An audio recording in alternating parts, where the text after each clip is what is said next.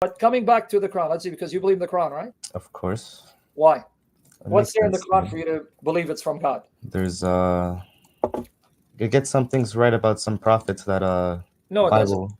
Not at all. Okay, what about the time slot of tell me if I'm wrong, the Pharaoh. What time slot? Who's the Pharaoh? Give me his name in the Quran. Quran doesn't even tell you the name of the Pharaoh. What's his name? Yeah. You can Google all you want. Show me the Quran, the name Ramesses in the Quran. Does the Quran even know the name of the Pharaoh? Is it Amenhotep or is it Ramesses? How do you know? What does the Quran tell you? Yeah, no, I'm not too well versed on this. I'm gonna be honest. Yes. So that's what I'm trying to say. You've been feeding yourself off Islamic propaganda that supposedly the Quran gets things right, but the Quran doesn't even tell you, situate for you Moses and the Pharaoh. How do you know it wasn't the Pharaoh of the 8th century BC, right? Because there were pharaohs at that time too, weren't there? Yeah. Okay, That's so true. what Pharaoh, when, and what time slot do you know, or you've put Moses in? Is he 15th century BC, or is he 14th century BC, 1300s? How do you know? Where does the Quran tell you? In Yeah, fact, so this is from the Quran, can you tell me where Jesus ministered?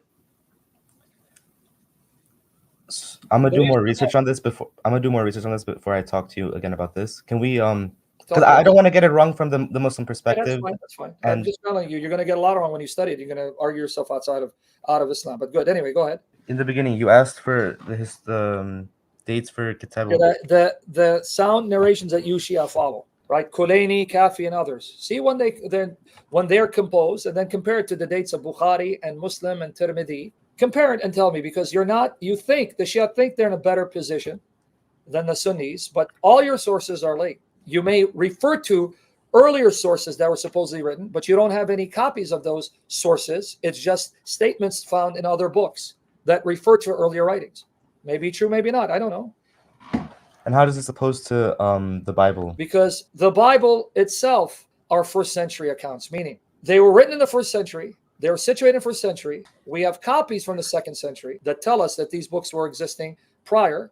So this is not what you have in your case. In other words, when you tell me there was a book written in 714, how do you know? Because this book in the 900s referred to this book in 714. Do you have any copies of that book? No. That's the difference. You understand? That's what Yeah. I'm talking about. There's a difference between a later writer referring to an earlier writing. Now, that doesn't mean he's lying. It means that, all right, possibly true, but why don't we have any copies of those earlier writings as an indication that such writings existed? Because at the time of the Quran, there was no excuse for not to have multiple copies of these writings, because it's supposedly the Quran is written 7th century, 600s. Shortly thereafter, paper was invented. Whereas with the New Testament books, when they were written, they had to use papyrus, and papyrus fades unless it's in a dry climate. And yet, when it comes to the Bible, you can find papyri, 2nd, 3rd, 4th centuries, and copious citations of the books of the Bible by church writers in the latter part of the 1st century, 2nd century, 3rd century.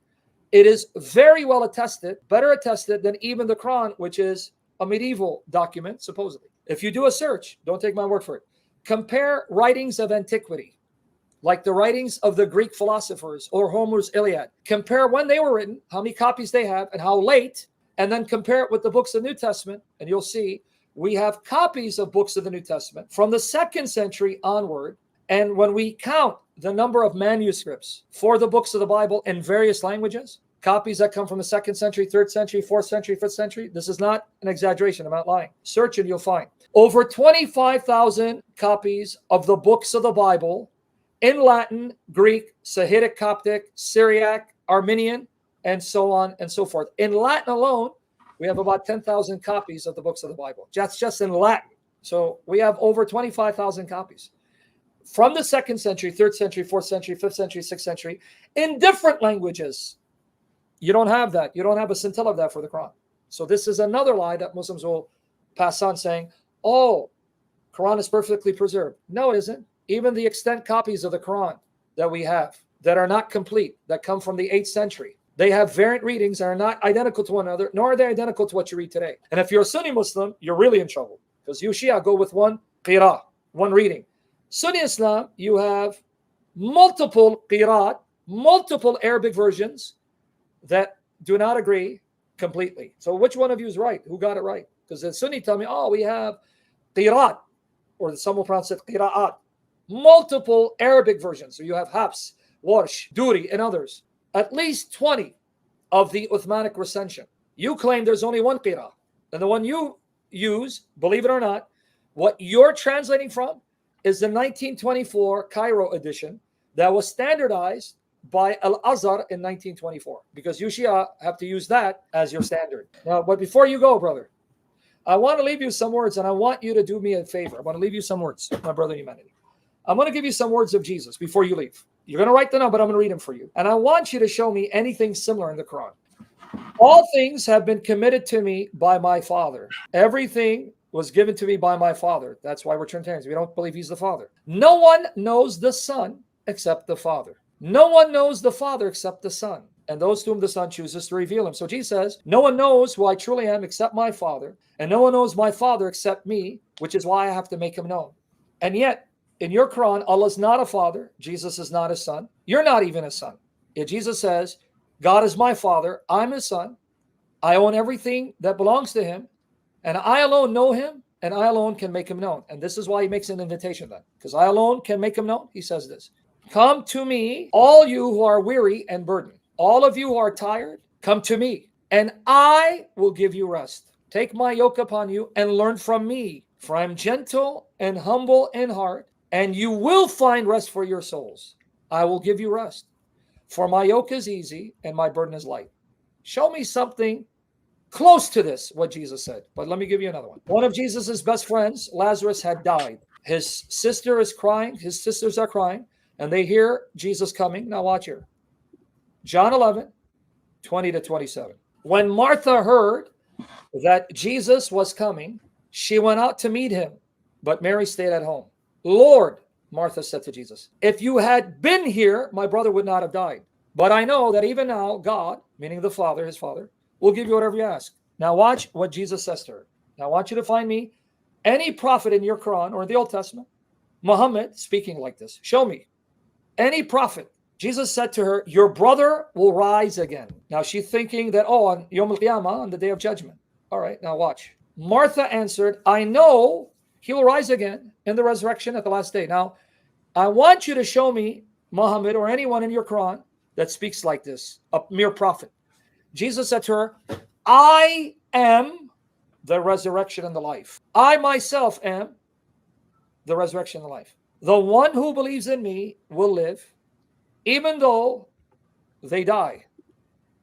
And whoever lives by believing in me will never die. Do you believe this? And then I can show in the Quran where Allah says to Muhammad, if you believe it's Allah, you will die and they will die. That's chapter 39, verse 30 of the Quran. Or where Allah tells Muhammad to say in chapter 46, verse 9, say, I am no new fangled thing among the apostles. I'm but a warner.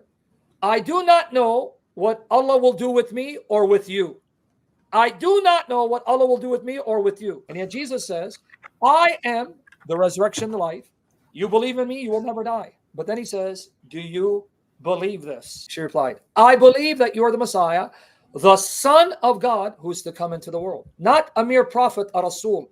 You are the Son of God. So I believe what you said. And what did he say? I am the resurrection and the life. John 14, verses 1 to 6. Do not let your hearts be troubled. You believe in God, the Father. That's what he means, God. Believe also in me. Now look at his promise. My Father's house has many rooms. If that were not so, would I have told you that I'm going there to prepare a place for you? And if I go and prepare a place for you, I will come back and take you to be with me, that you also may be with me where I am. You know the way to the place where I am going. Thomas said to him, Lord, we don't know where you're going. So how can we know the way? Jesus answered, I am the way and the truth, al-haq. The Quran says this is the name of God only. And the life. He goes, I am the life. No prophet says I am the life. Show that to me. No one comes to the Father except through me. Allah is not a father. I can't call him a father. I'm a slave. How can you tell me it's the same God? Be honest with me. It's not, right? It's not the same God. You got it.